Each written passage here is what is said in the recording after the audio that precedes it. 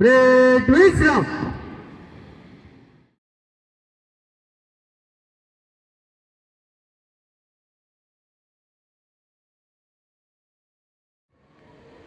हाऊसकीपिंगचे workers, महिला मंडळ आपली कामे बाजूला ठेवून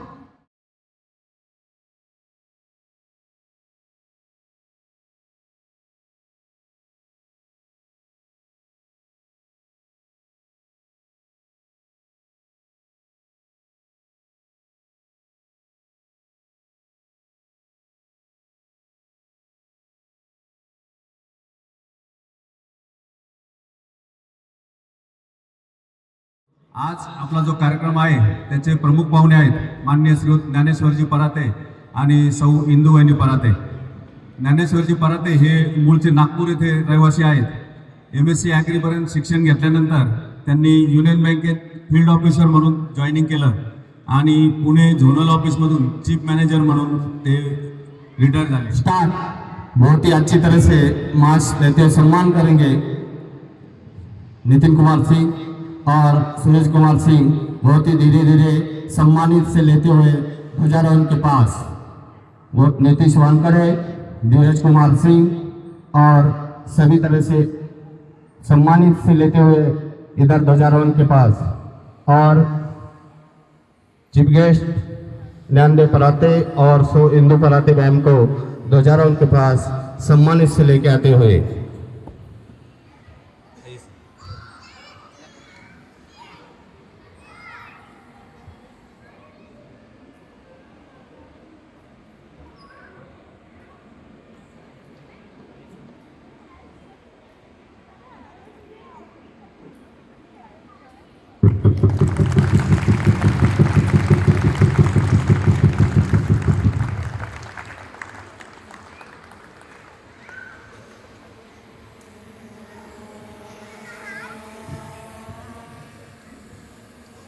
परेड सावधान.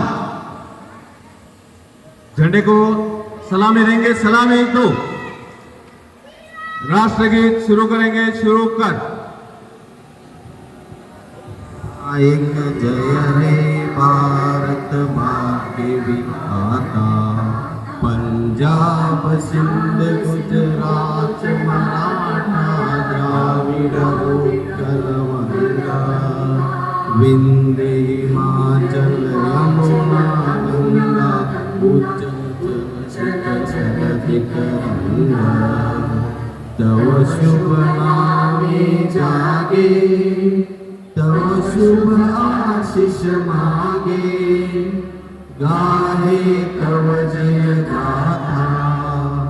जनगण मंगलदायक जय हे भारत वाक्य विधाता. जय हे जय हे जय हे जय जय जय जय हे. सनातन भारत माता की जय. भारत माता की जय. भारत माता की जय. वंदे मातरम. वंदे वंदे. धन्यवाद. यानंतर यशवंत पाटले सर हे झेंडा गीत सादर करतात. विजयी विश्व तिरंगा प्यारा, झंडा ऊंचा रहे हमारा. विजयी विश्व तिरंगा. उपस्थित सर्व आजूरवासियांना 76व्या प्रजासत्ताक दिनाच्या हार्दिक हार्दिक शुभेच्छा. तसेच जे भारताच्या स्वातंत्र्याकरिता ज्यांनी लढा उभारला असे थोर महापुरुष स्वातंत्र्य संग्राम सेनानी यांना शत प्रणव. आपल्या सर्वांना माहीत आहे की 15 ऑगस्ट 1947ला भारताला स्वातंत्र्य मिळालं आणि आपण इंग्रजांच्या गुलामगिरीतून मुक्त झालो.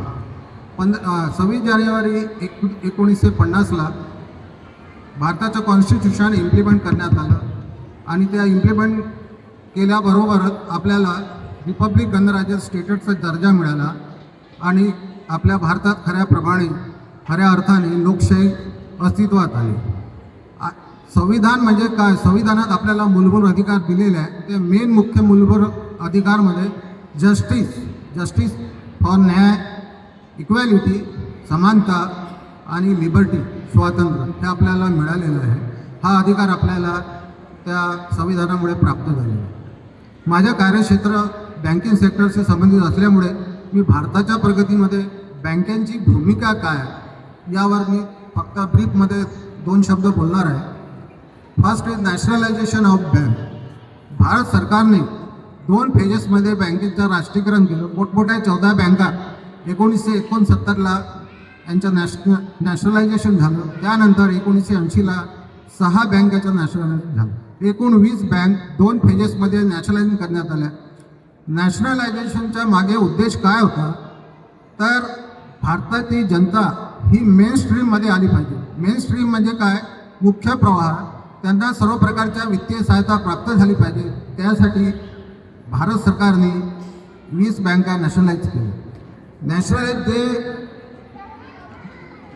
प्रायव्हेट सेक्टरमध्ये जो 2 सेक्टर जे होते त्यांना ॲग्रिकल्चर आणि MSME, त्यांना आपण त्यावेळेस SSI म्हणत होतो, त्यांना प्रायव्हेट सेक्टरमध्ये आलं. त्यांना भरपूर प्रमाणात बँकेने वित्तीय सहायता केली. त्यामुळे काय झालं की ॲग्रिकल्चर प्रोडक्शनमध्ये वाढ झाली, MSMEमध्ये रोजगार प्राप्त झाले, साधारण लोकांच्या लिव्हिंग स्टँडर्ड इम्प्रूव्ह झालं आणि भारताच्या GDPमध्ये थोडीफार प्रमाणात ग्रोथ झाली. सेकंड म्हणजे इकॉनॉमिक रिफॉर्म. 1990 आणि 91 हे काळ भारतासाठी फार कठीण होतं. यावेळेस भारताची आर्थिक परिस्थिती फार बिकट होते. आपल्या देशाचे भावी म्हणजे पाच पंतप्रधान PV नरसिंहराव यांनी डॉक्टर मनमोहन सिंग यांना आपल्या मंत्रिमंडळात स्थान दिलं आणि त्यांच्याकडे फायनान्स मिनिस्ट्रीची जबाबदारी सोपवण्यात आली. हे डॉक्टर मनमोहन सिंग हे फार विद्वान इकॉनॉमिस्ट होते. त्यांनी फार शॉर्ट स्पॅन कमी वेळात त्यांनी इकॉनॉमिक रिफॉर्म घडवून आणलं. त्यामुळे काय झालं, आपली अर्थव्यवस्था सुदृढ व्हायला लागली. आता इकॉनॉमिक रिफॉर्म म्हणजे काय, तर LPG mean not a liquid petroleum gas, L for liberalisation. लिबरलायझेशनमध्ये काय केलं त्यांनी, लिबरलायझेशन म्हणजे जे इम्पोर्ट एक्सपोर्ट जे ड्युटी होती त्याला पूर्ण माफ केली, काही कमी केल्या. त्यामुळे फॉरेन एक्सचेंज फोरेक्सचं आपल्याकडे कलेक्शन झालं, आपल्या तिजोरीत फोरेक्सची भर पडली. त्यानंतर प्रायव्हेटायझेशन. बऱ्याच प्रायव्हेट सेक्टरना भारतात व्यवसाय करायला लायसन्स दिल्या. त्यामुळे भरपूर लोकांना रोजगार प्राप्त झाले. थर्ड म्हणजे ग्लोबलायझेशनमध्ये फॉरेन बँका, फॉरेन कंपनी हे भारतामध्ये आणल्या. त्यामुळे अर्थव्यवस्था GDP बऱ्या प्रमाणात आपल्या भारताची ग्रोथ झाली आणि हे आताही कंटिन्यू सुरू आहे. त्यानंतर मागच्या 10-11 वर्षात जे दुसरं सरकार आलं त्यांची पण प्रगती फार उत्तम आहे. मेनली डिफेन्स सेक्टरमध्ये त्यांनी भरपूर प्रमाणात उत्तम कामगिरी केली. डिफेन्स सेक्टर आपला खूप स्ट्रॉंग झाला आहे. त्या पाठोपाठ सायन्स अँड टेक्नॉलॉजी आणि स्पेस सायन्स यामध्ये पण त्यांची प्रगती चांगली आहे. इन्फ्रास्ट्रक्चरमध्ये सांगायचं झालं तर रोड अँड हायवेमध्ये बरीच प्रमाणात भारताने प्रगती केली आहे. आणखी इन्फ्रास्ट्रक्चर सेक्टरमध्ये फार प्रगती आहे पण फार स्लो आहे. आणि बाकी सांगायचं म्हणजे health sector, education, power, energy, telecommunication यामध्ये भरपूर प्रमाणात स्कोप आहे आणि भविष्यात भारत यामध्ये काम करतील अशी मला आशा आहे. दुसरं महत्त्वाचं म्हणजे डेव्हलपिंग. भारत हे सध्या डेव्हलपिंग कंट्री आहे आणि भारताने मोदी सरकारने भारताला 2047 पर्यंत डेव्हलप कंट्रीचं स्टेटस मिळवण्यासाठी टार्गेट ठेवलेलं आहे. तर डेव्हलप कंट्री म्हणजे काय, डेव्हलप कंट्रीमध्ये 4 इम्पॉर्टंट फॅक्टर आहे. पहिला इकॉनॉमिक, दुसरा सोशल, तिसरा इन्फ्रास्ट्रक्चर आणि फोर्थ मॉडर्न टेक्नॉलॉजी. या डिटेलमध्ये मी काही जात नाही. आता इकॉनॉमिक म्हणजे काय, तर आपला पर कॅपिटल इन्कम वाढला पाहिजे आणि भारताचा GDP सतत हाय लेवलला पाहिजे. सोशल म्हणजे एलिव्हेशन ऑफ पॉवर्टी आपल्या देशातून रिमूव्ह झाली पाहिजे. इन्फ्रास्ट्रक्चरमध्ये भरपूर डेव्हलपमेंट झाली पाहिजे आणि मॉडर्न टेक्नॉलॉजी आणि ॲडव्हान्स टेक्नॉलॉजी ही आपल्या भारतात पाहिजे, तरच डेव्हलप कंट्रीचा स्टेटस आपल्याला मिळू शकतो. परंतु मी एक सांगू इच्छितो की सध्या सर्व राजकीय पक्षांनी लेवडी वाटायला सुरुवात केली आहे आणि अशीच जर लेवडी वाटणं सुरू झालं 2047 पर्यंत तर मला शंका आहे की आपली कंट्री डेव्हलप होईल की नाही होईल. अजूर कल्चरल सोसायटीने मला या फंक्शनबद्दल जे 2 शब्द बोलायला जे सुवर्ण संधी दिली त्याबद्दल मी त्यांना धन्यवाद देतो आणि मी आपले 2 शब्द समाप्त करतो. जय हिंद, जय महाराष्ट्र. यानंतर माननीय Shri Amit Singhji chairman CDF committee यांनी आपलं मनोगत व्यक्त करावं अशी मी त्यांना विनंती करतो.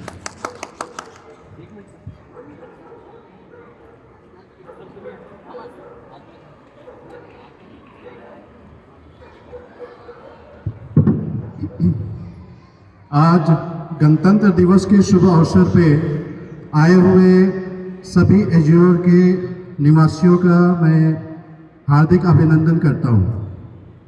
आप सभी योग्य और माननीय लोगों के सामने मुझे बोलने का मौका मिला है, इसलिए आप सभी का धन्यवाद ज्ञापन करता हूँ.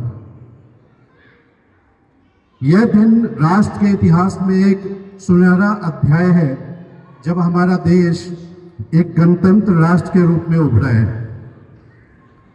गणतंत्र दिवस के इस पर्व पे हम उन स्वतंत्रता सेनानियों को याद करके गौरवान्वित हो रहे हैं जिन्होंने अपना सर्वस्व न्यौछावर करके देश को आज़ाद कराया और आज हम एक प्रबल, सशक्त और प्रबुद्ध गणतंत्र घोषित हुए हैं. आइए आज के दिन हम देश के उन महापुरुषों जैसे महात्मा गांधी, सुभाष चंद्र बोस, सरदार वल्लभ भाई पटेल, भगत सिंह, चंद्रशेखर आज़ाद, बाल गंगाधर तिलक, पंडित नेहरू, बाबा साहेब भीमराव अंबेडकर, सरोजिनी नायडू और सारे स्वतंत्रता सेनानियों को श्रद्धांजलि देते हैं जिनके नेतृत्व में हम संगठित और सुगठित हुए और स्वतंत्रता की प्राप्ति हुई. संगठित और सुगठित शब्द हमने इसलिए डाला है कि इसके पहले भी बहुत सारे अध्याय हुए, बहुत सारे क्रांति हुए, लेकिन थोड़े थोड़े समय के बाद में सबने अपना प्रभाव कम कर दिया. जिस समय इन नेताओं ने अपने नेतृत्व में भारत के लिए कुछ सोचा और आगे बढ़कर पूरे जनता को, पूरे आवाम को संगठित किया, तो संगठन में ही शक्ति है. संगठित किया और सुदृढ़ क्रांति का आह्वान किया और उसी के बदौलत भारत में स्वतंत्रता की प्राप्ति हुई और आज का दिन हम प्रजासत्ताक दिवस के रूप में मना रहे हैं. यह दिन इसलिए भी महत्वपूर्ण है. 26 जनवरी क्यों? आप लोगों में बहुत लोगों को पता भी होगा कि 26 जनवरी 1930 में लाहौर में कांग्रेस का अधिवेशन हुआ था और पहली बार जनता ने अपना ध्वज फहराया था और उस दिन अपने आप को, अपने देश को स्वतंत्र घोषित किया था. उस अधिवेशन में ये पारित हुआ था कि आज से हम स्वतंत्र हैं, आज से हम किसी भी ब्रिटिश हुकूमत के बात को नहीं मानने वाले हैं और अब से हमारा स्वतंत्र सोच होगा. अपनी माटी, अपना देश, अपनी मातृभूमि के लिए हम सब कुछ करेंगे. तो जिस समय 2 साल कुछ दिन लगे संविधान बनने में और जब दिन का फाइनलाइजेशन हुआ उस टाइम में इस 26 जनवरी को हम लोगों ने लेकर के आए. तो इसलिए 26 जनवरी भारतीय स्वतंत्रता संग्राम के टाइम में भी, समय में भी बहुत महत्वपूर्ण भूमिका निभाता है. कोई भी देश जब तक महान नहीं हो सकता है जब तक उसका एक संविधान नहीं हो, एक लिखित कानून नहीं हो, सर्वस्वीकृत नियम न हो. और हमें गर्व है कि हमारा संविधान विश्व का सबसे बड़ा लिखित संविधान है और इसका श्रेय जाता है बाबा साहेब भीमराव अंबेडकर को, क्योंकि उन्होंने संविधान सभा का नेतृत्व करते हुए अलग अलग देशों में जाकर के 2 साल से ज़्यादा समय में अपने अथक परिश्रम से हर जगह से महत्वपूर्ण जानकारी, महत्वपूर्ण जो फैक्ट्स थे वो इकट्ठा करके और हमें विश्व का सबसे बड़ा लिखित संविधान बनाने में और हमें लेने का अवसर प्रदान किया है। तो हम संविधान के वास्तुकार बाबा साहब भीमराव अंबेडकर जी को अपने श्रद्धांजलि देते हैं, उनको नमन करते हैं। जब हम अपने गणतंत्र दिवस को गर्व के साथ मना रहे हैं तो हमें अपने उन नायकों को भी याद करना चाहिए जिनको इतिहास के पन्नों में जगह नहीं मिला या कम जगह मिला, जिन्होंने हंसते हंसते अपना सर्वस्व अपनी मातृभूमि पर न्यौछावर किया। हमारे उन अनसंग हीरो को हमें याद करना हमारा दायित्व भी है, कर्तव्य भी है। हमारी सबसे बड़ी श्रद्धांजलि उनके लिए यही होगी कि हम उनको याद करें, उनके बारे में जानकारी लें, अपने समाज में इस चीज़ को उनके बारे में सोचे विचार करें। कुछ ऐसे भी हैं जिनका नाम हमने आज तक नहीं सुना है, या सुना भी है तो कुछ समाज के कुछ हिस्सों में, कुछ प्रांत में, कुछ गांव में, कुछ शहर तक वो सिमट करके रह गए। तो अभी हमारे पास बहुत सारे माध्यम है उन जानकारी को निकालने का। हम अपने कुछ समय निकाल करके उन महापुरुषों के बारे में जान सकते हैं, हजारों महापुरुषों के बारे में जान सकते हैं, और यही उनके लिए सबसे बड़ा सम्मान होगा, श्रद्धांजलि होगी। कुछ मैं बताता हूँ जो अलग अलग सेगमेंट में, अलग अलग वर्ग में उन्होंने बहुत बड़ा योगदान दिया है, लेकिन हमारे इतिहास और इतिहासकारों ने उनको ज़्यादा जगह नहीं दिया या जगह दिया ही नहीं है। सबसे पहला नाम मेरे मन में आता है सन्यासी विद्रोह।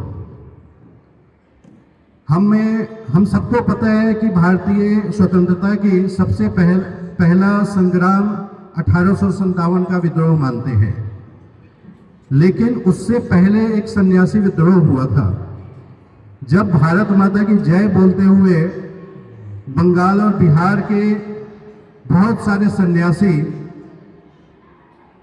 जो योगी, नाथ, गिरी, गोस्वामी संप्रदाय के लोगों ने सशस्त्र हथियार उठाया और बोला कि हम आज से किसी भी विदेशी की गुलामी नहीं सहेंगे। आपको पता होगा इसी विद्रोह पे एक किताब लिखी गई थी जिसका नाम आनंद मठ था। बंकिम चंद्र चटर्जी ने वो लिखा था, और उसी में एक गीत सन्यासी गाते थे और अंग्रेजों पे हमला करते थे। शिवाजी महाराज को अपना आदर्श मान करके वो हमला करते थे, जगह जगह छुप करके, और अंग्रेजों के धन पे, अंग्रेजों के सेनाओं पे हमला करते थे, और वो एक गीत गाते थे। वही गीत हमारे लिए आज का राष्ट्रगीत है, जिसको हम वंदे मातरम गाते हैं। दूसरा एक वर्ग का आता है चाफेकर बंधु। हम सबको गर्व होना चाहिए कि हमारे पास में चाफेकर चौक है, और बहुत कम लोगों को पता है कि चाफेकर चौक का नाम चाफेकर चौक क्यों पड़ा है। चाफेकर बंधु 3 भाइयों ने देश के लिए अपना बलिदान दिया। उनके नाम थे दामोदर हरि चाफेकर, बालकृष्ण हरि चाफेकर और वासुदेव हरि चाफेकर। उन्होंने ब्रिटिश कमिश्नर WC रैंड की हत्या की थी। तो मैं चाहता हूं कि हम खुद भी उनके बारे में जितना पढ़ सके, और उनके लिए एक बहुत बड़ी श्रद्धांजलि होगी, बहुत बड़ा सम्मान होगा कि हम अपने मन में उनके लिए एक सम्मान रखें। चाफेकर कौन थे, उनका क्या योगदान था, अपने आने वाले पीढ़ियों को भी बताएं।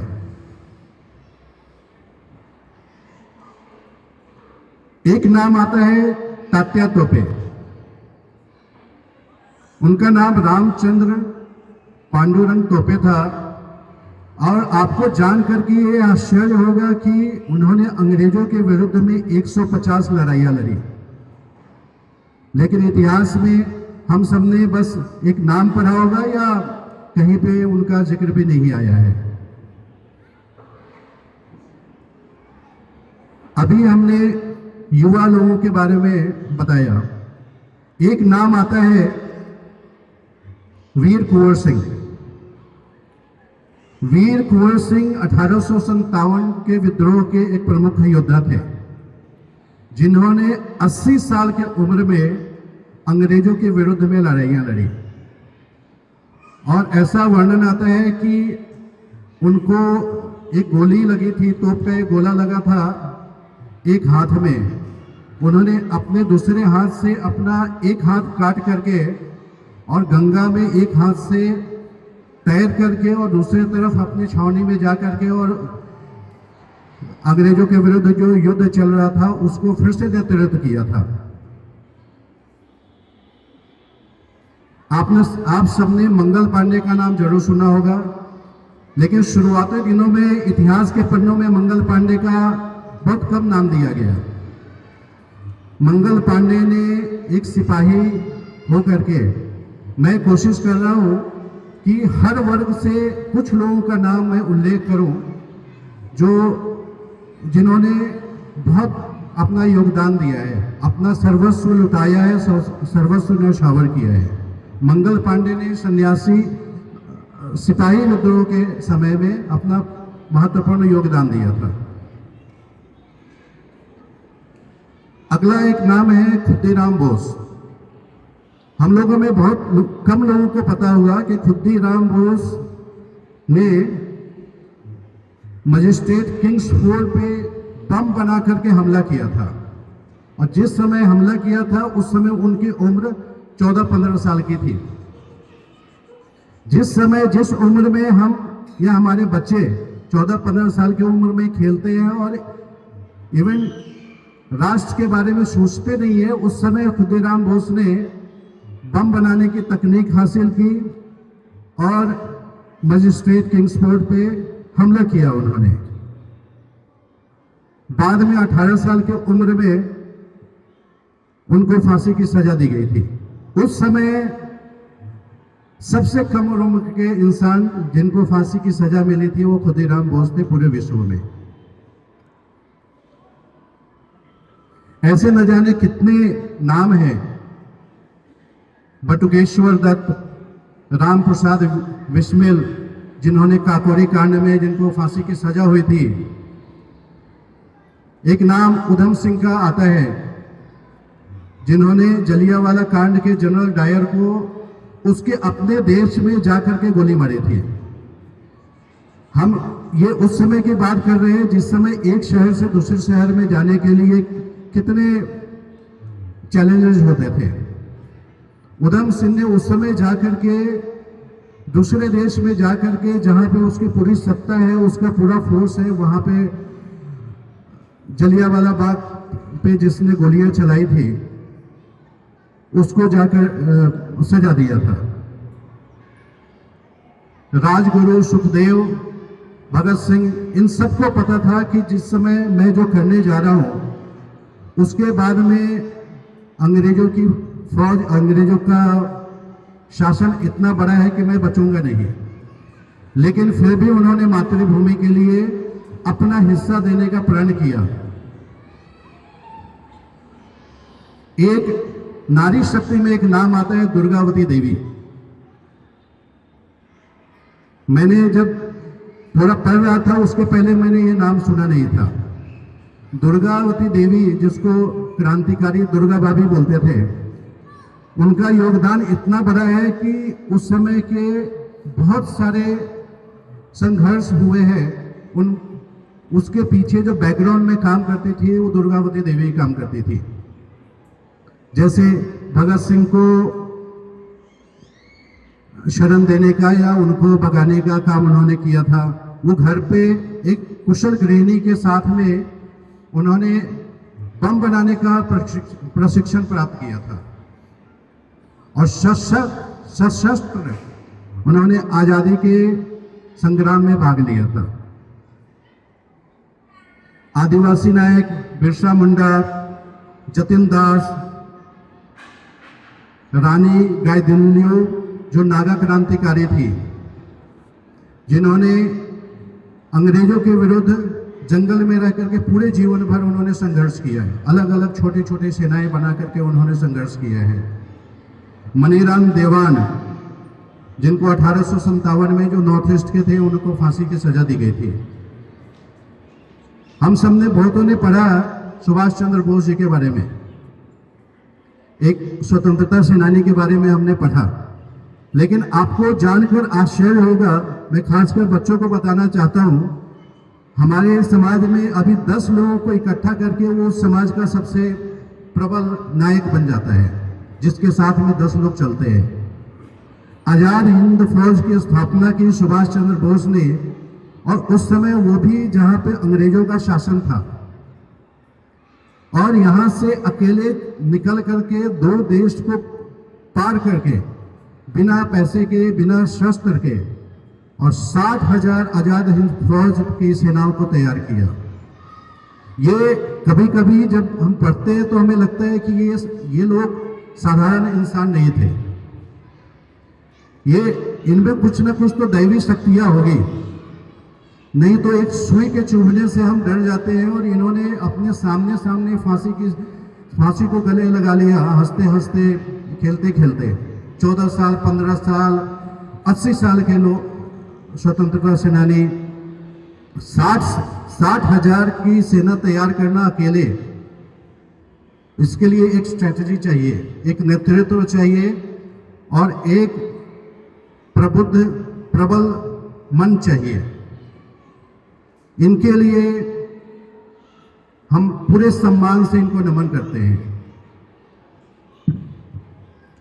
एक हमारे महाराष्ट्र के नायक विनायक दामोदर सावरकर, वीर सावरकर, जो वीरता के मिसाल, जिनको ब्रिटिश सरकार ने 50 साल की सजा सुनाई थी।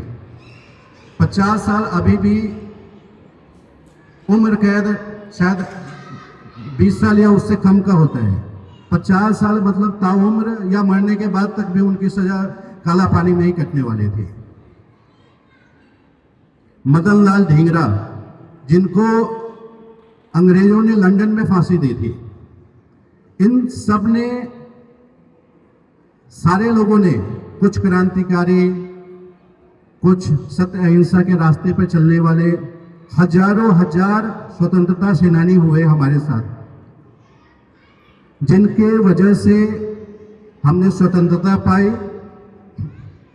और गणतंत्र की प्राप्ति की। उन सब महानायकों को हमारा सत नमन होना चाहिए। हमें उन सब के बारे में पढ़ना, समझना, अपने समाज में बात करनी चाहिए। अभी मैंने पुरानी बातों को क्यों याद किया? क्योंकि हमारा अभी वर्तमान अपने अतीत की नींव पे खड़ा होता है, और हम एक प्रबल भविष्य की तभी कामना कर सकते हैं जब हम अतीत और वर्तमान को संयमित ढंग से उसको आगे लेकर के चलते हैं। इसलिए हमारा एक सबसे बड़ा कर्तव्य यह बनता है, जो हमारे माता पिता, हमारे पूर्वजों ने जो हमारे तक पहुंचाया है, उस ज्ञान को और कुछ उसमें वृद्धि करके हम अगले पीढ़ी तक पहुंचे। हमारे बच्चों को बहुत कम पता है। अभी कहीं से एक वीडियो आया था कि कोलकाता में किसी ने पूछा कि खुदीराम बोस कौन है, तो ग्रेजुएशन के एक बच्चे ने ये बोला कि वो शायद बड़े टेक्नोलॉजिस्ट हैं। ये हमारे बच्चों को पता नहीं है। हमारे अगली जनरेशन, अगली पीढ़ी को ये बताना हमारा कर्तव्य है, तभी हम अच्छे भविष्य का निर्माण कर सकते हैं। हम अपने समाज के जितने आज़ादी से पहले, आज़ादी के समय, उसके बाद के जितने भी महापुरुष हैं, उनके बारे में उनको बताएं, उन तक पहुंचाए। ये सबसे बड़ा सम्मान होगा। तभी हम अपनी अतीत के गलतियों को देख करके ही भविष्य का निर्माण करते हैं। अभी जब हमारा देश हर क्षेत्र में सफलतापूर्ण अलग अलग क्षेत्रों में अपना मुकाम हासिल कर रहे हैं, जैसे डिफेंस हो, टेक्नोलॉजी हो, एजुकेशन हो, इंफ्रास्ट्रक्चर हो, सारे क्षेत्रों में हमारा देश अभी आगे विकसित हो रहा है। वहीं दूसरी तरफ हमें तोड़ने, हमें विखंडित करने के लिए बहुत सारी शक्तियां काम कर रही है। हम सब का यह उत्तरदायित्व है कि उन विखंडित करने वाले शक्तियों को हम अपने से जितना भी दूर रख सके उतना दूर रखें। आप इतना मान लें कि जब भी हम भाषा के नाम पे भेदभाव करते हैं हमारा देश टूटता है। जब भी हम जाति के नाम पे भेदभाव करते हैं, एक दूसरे में अंतर स्थापित करते हैं, हमारा देश टूटता है। धर्म के नाम पे टूटता है, प्रांत के नाम पे टूटता है। न जाने हमारे पास सैकड़ों ऐसे बहाने हैं जिसमें हम टूट सकते हैं, लेकिन हमारे पास एक मजबूत विचार है जिसमें हम संगठित हो सकते हैं, वो है हमारा राष्ट्र। हमें अपने पूरे दिन में से कुछ समय निकाल करके कुछ समय तो अपने राष्ट्र के बारे में सोचना चाहिए। जो कुछ भी करते हैं उसमें कभी एक सेकेंड के लिए सोचना चाहिए कि इससे हमारा क्या फायदा है, वो तो जरूरी है, हमारे राष्ट्र का क्या फायदा है। अदरवाइज हमारे आसपास में आपने देखा होगा कितने सारे युद्ध हो रहे हैं, कितने सारे पिछले 50 साल में 60 साल में कितने सारे चीजें हुई है, जिसमें से बड़े बड़े देश, बड़ी बड़ी शक्तियों का नामो निशान मिट गया। हमारा देश अभी खड़ा है, हमारा राष्ट्र अभी खड़ा है और प्रबल खड़ा है। इसमें हम सबका योगदान है। हर एक आदमी जो अपने क्षेत्र में काम करता है, हर एक इंजीनियर, हर एक डॉक्टर, हर एक सिक्योरिटी, हर एक चाहे देश के बॉर्डर पे काम तैनात अपने नौजवान सेनानी हो या अंदर काम करने वाले हो या सोसाइटी के एक सिक्योरिटी गार्ड हो, हर कोई अपना योगदान देता है और हमारे ग्रोथ में हर किसी का एक योगदान है। हमारे समाज में हर कोई जो काम करता है डायरेक्टली इनडायरेक्टली आपके ग्रोथ के लिए वो रेस्पॉन्सिबल है। हम सबका सम्मान करना चाहिए, तभी हम समाज से भेदभाव मिटा सकते हैं। भले कितना भी पैसा कमा लें, जब तक ये समाज में ये भेदभाव रहेगा न तो हम सर उठा के जी सकते हैं, न तो सर उठा करके चल सकते हैं। तो आज के इस शुभ अवसर पे मैं सबको बोलता हूँ कि हमें प्रण लेना चाहिए कि कुछ समय के लिए हम अपने राष्ट्र के बारे में सोचें, राष्ट्र के प्रगति के बारे में सोचें कि इसमें हमारा यह काम करके हमारा क्या योगदान हो सकता है। अलग अलग जगहों पे अलग अलग पंथों में एक विचार आता है कि हम व्यक्ति विकास की बात करते हैं। व्यक्ति विकास से ही राष्ट्र विकास संभव है और यह सत्य भी है और यह प्रामाणिक भी है।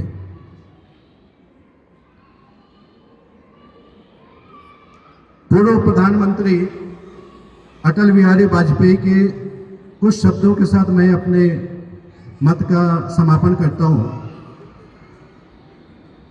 हम सबको ये अपने मन में बिठाना चाहिए। उन्होंने लिखा है कि भारत कोई भूमि का टुकड़ा नहीं है, यह एक जीता जाता राष्ट्र पुरुष है।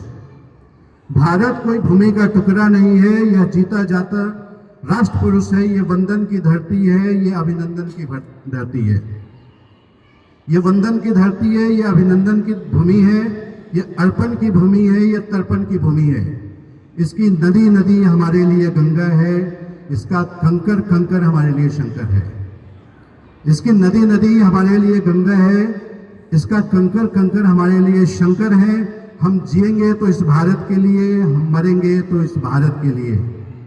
और मरने के बाद भी गंगा जल में बहती हुई अस्थियों को कोई कान लगा कर सुनेगा तो एक ही आवाज आएगी, भारत माता की जय, भारत माता की जय.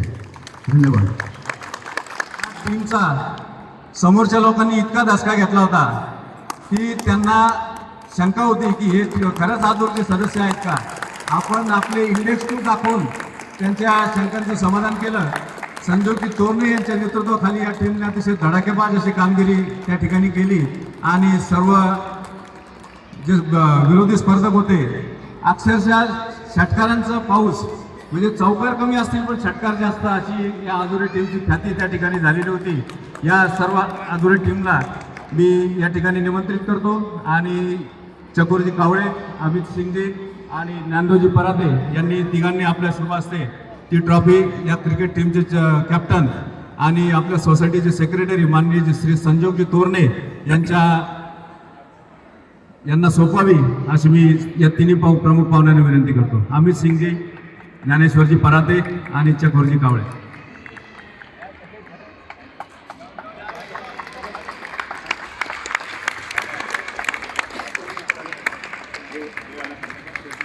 सर्वांनी टाळ्यांच्या गजरात या ट्रॉफीचं स्वागत करायचं आहे. अतिशय सुंदर, अतिशय धडाकेबाज असा खेळ या टीमने करून आपल्या या आजुरेचं नाव त्या ठिकाणी उंचावलेलं आहे. यापूर्वी कोणाला माहीत नव्हतं आजुरे काय, कुठले आजुरे, काय आजुरे असे लोक विचारायचे आम्हाला तिथे. आणि या भारत माता की जय, भारत माता की जय हिंद.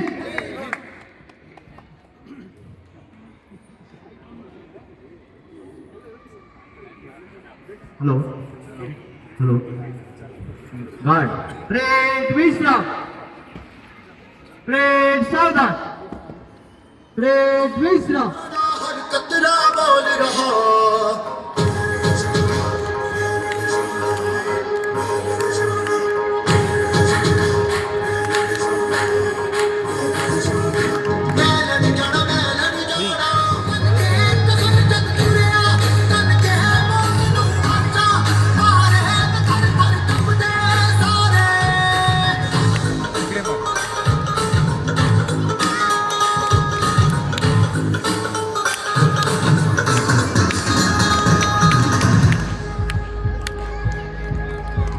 तो भटमालों में अखरोट का बिझनेस करते हैं.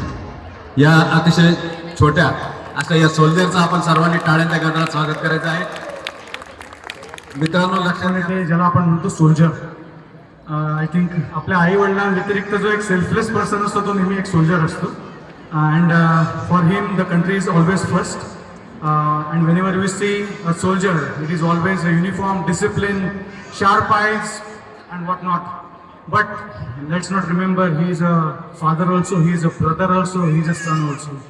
So that is another part or another angle of any soldier. And whenever it's a large journey of any soldier in the battlefield, there is no one with whom he can share his emotions. I think the lines what I am going to represent are the emotions or the conversation what he is willing to do with his countrymen or with his family. So here are a few lines. तुमको भी है खबर, मुझको भी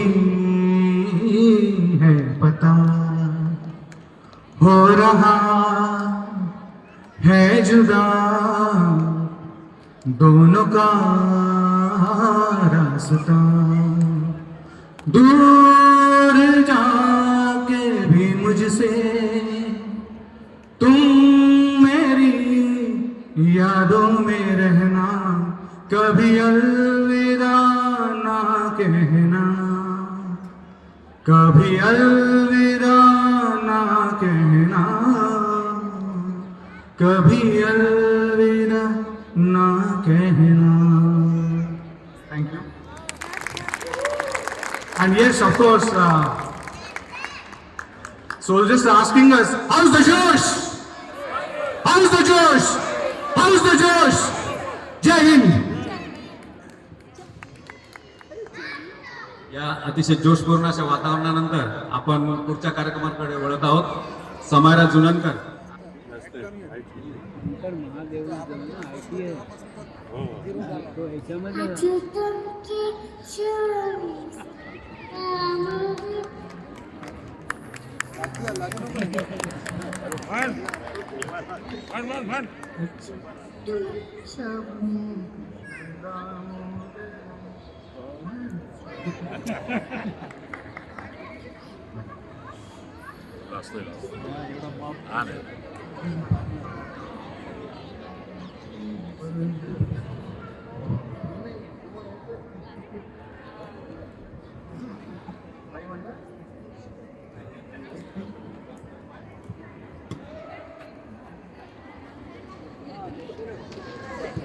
त्यानंतर karaoke team अजोरे group यांनी हजर राहायचं आहे या ठिकाणी.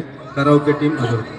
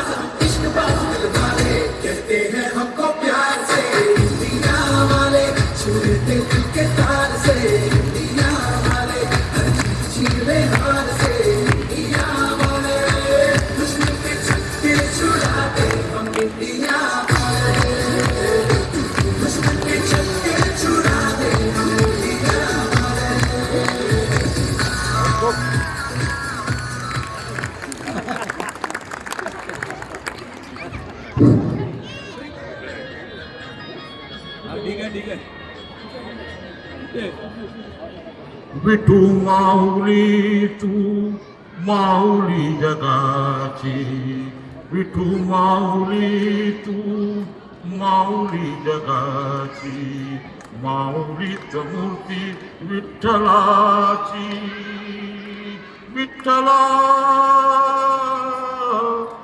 माय बापा, विठू माऊली तू माऊली जगाची, विठू माऊली तू माऊली जगाची, माऊलीच मूर्ती विठ्ठलाची.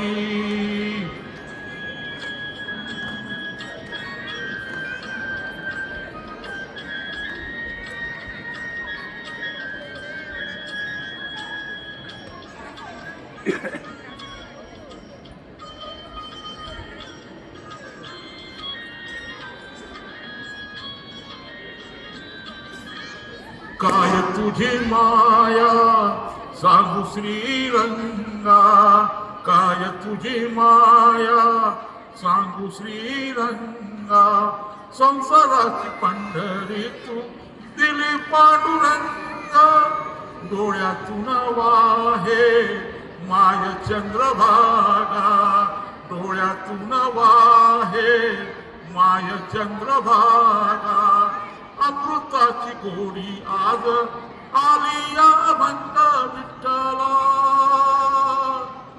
माय बाप अभंगाला जोड टाळची पळ्याची, अभंगाला जोड टाळची पळ्याची, माऊलीत मूर्ती विठ्ठलाची. विठ्ठला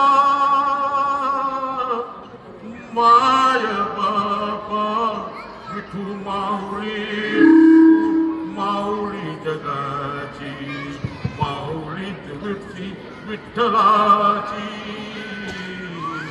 माऊलीत मूर्ती विठ्ठलाची.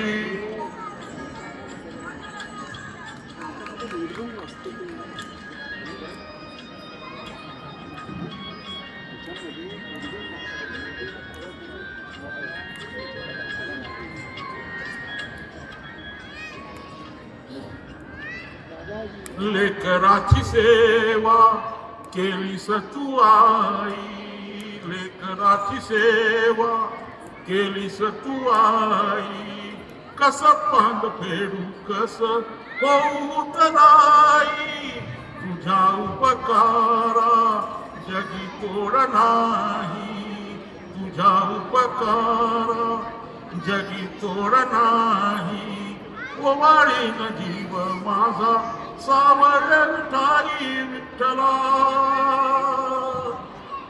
माय बापा जन्मभरी पूजा तुझ्या पावलाची जन्मभरी पूजा तुझ्या पावलाची माऊलीच मूर्ती विठ्ठलाची माऊलीच मूर्ती विठ्ठलाची विठ्ठला माय बापा विठू माऊली तू माऊली जगाची विठू माऊली तू माऊली जगाची माऊलीच मूर्ती विठ्ठलाची पांडुरंग पांडुरंग पांडुरंग पांडुरंग पांडुरंग पांडुरंग पांडुरंग पांडुरंग विठू माऊली तू विठू माऊली तू पांडुरंग पांडुरंग विठू माऊली तू विठू तुलवली तू माऊली जगाची माऊलीच मूर्ती विठ्ठलाची माऊलीच मूर्ती विठ्ठलाची. आणि या सोल्जर दिवसामुळे आपण एक म्हणूया चलते चलते मेरे ये गीत याद रखना कभी अलविदा ना कहना कभी अलविदा ना कहना कभी अलविदा ना कहना कभी अलविदा ना कहना. धन्यवाद नाना. त्यानंतर कराओके. तेरा धर्मा तुम तेरा सब कुछ मैं मेरा सब कुछ तू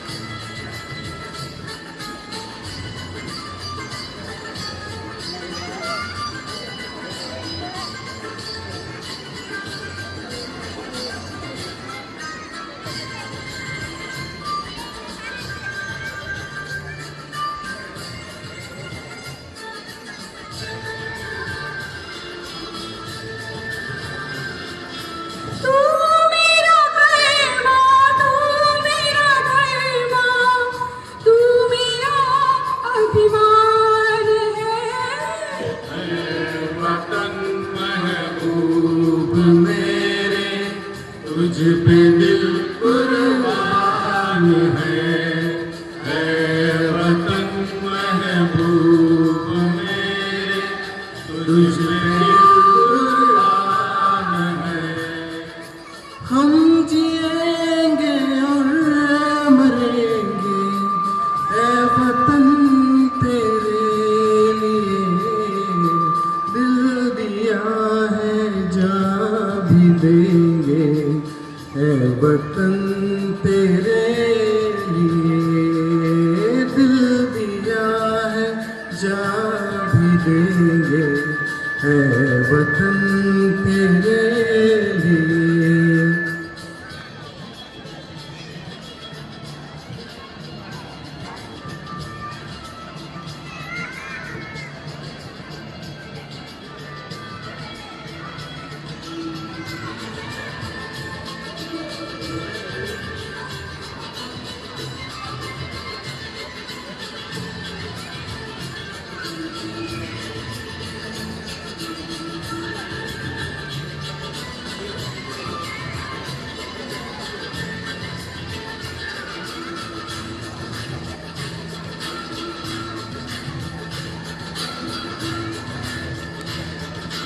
हिंदू मुस्लिम सिख ईसाई हम वतन हम नाम है।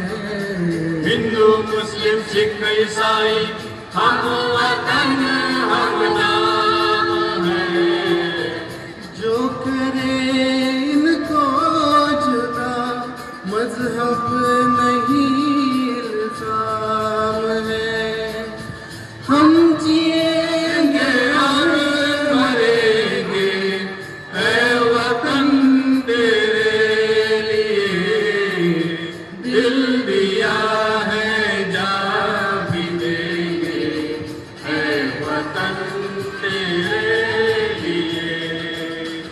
हर तरफ अपना करेंगे ऐ वतन तेरे लिए, दिल दिया है जान भी देंगे ऐ वतन तेरे लिए, दिल अपना करेंगे ऐ वतन तेरे लिए, दिल दिया है जान भी देंगे ऐ वतन तेरे लिए, ऐ वतन तेरे लिए, ऐ वतन तेरे लिए। भारत माता की जय।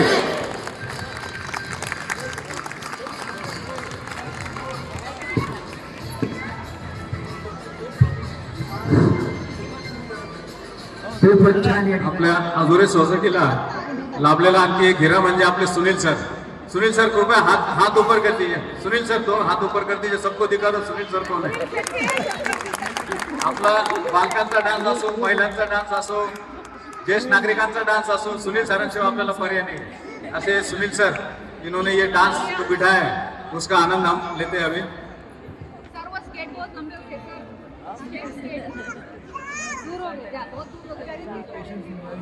आणि आपल्याला सांगण्यास आनंद वाटतो, नेहमीप्रमाणे आपल्या मयुरेश संबेळ यांनी या व्हिडिओ चित्रणची जबाबदारी या ठिकाणी अतिशय छान रीतीने पार पाडलेली आहे। मयुरेशला मी धन्यवाद देतो। धन्यवाद देण्याची जरूर नाही, कारण आपल्या परिवारातला तो माणूस आहे। पण सर्व पुन्हा एकदा टाळ्यांच्या गजरात मयुरेशला आपण सर्वांनी धन्यवाद द्या।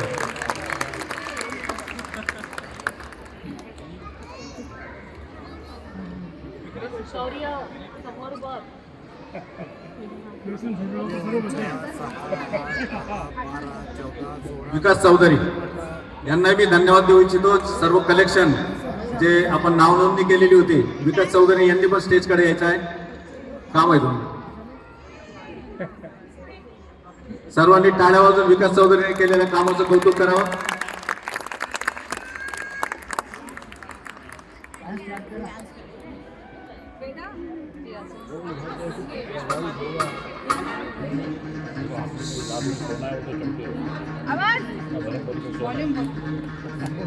सुनो गौर से दुनिया वालों, पूरी नजर हम पे डालो।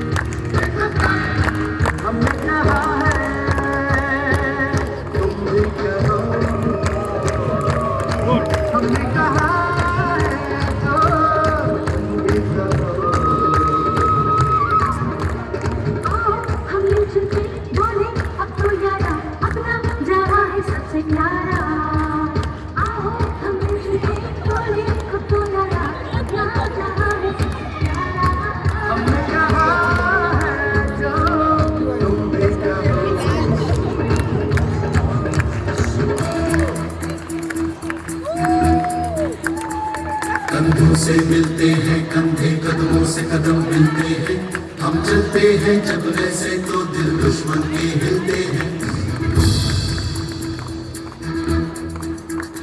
कंधों से मिलते हैं कंधे, कदमों से कदम मिलते हैं, हम चलते हैं जब ऐसे तो दिल दुश्मन के हिलते हैं। अब तो हमें आगे बढ़ते हैं रहना, अब तो हमें साथी है बस इतना ही कहना। अब तो हमें आगे बढ़ते हैं रहना, अब तो हमें साथी है बस इतना ही कहना।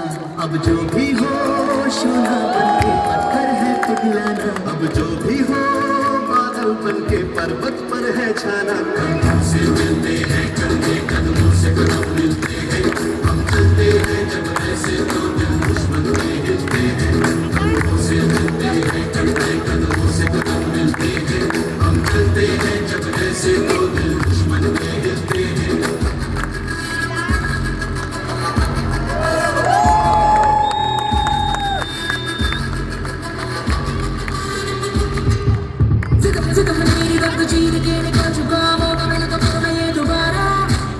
जुनून की आग में उड़ती मेरी कोशिशों को चाहिए ना कोई और सहारा। जगह जगह तमिल बधाइयाँ, जगह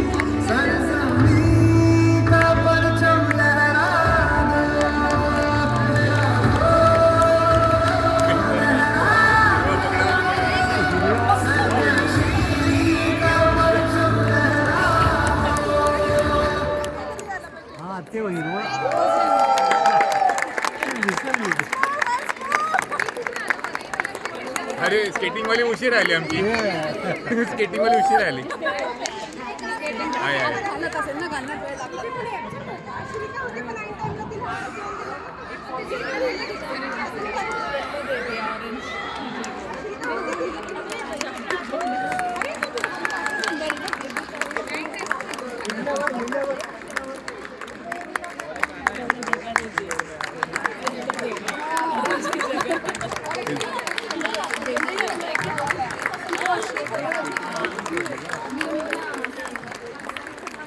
हां हां तिकडे ते येईपर्यंत त्यांना वेळ लागला ते मध्ये शूज घालायला गेले होते ते येईपर्यंत शूज घालायला गेले होते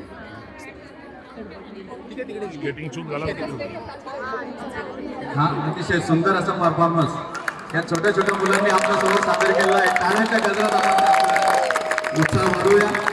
अतिशय छान असा कार्यक्रम, अतिशय सुंदर मुलांचं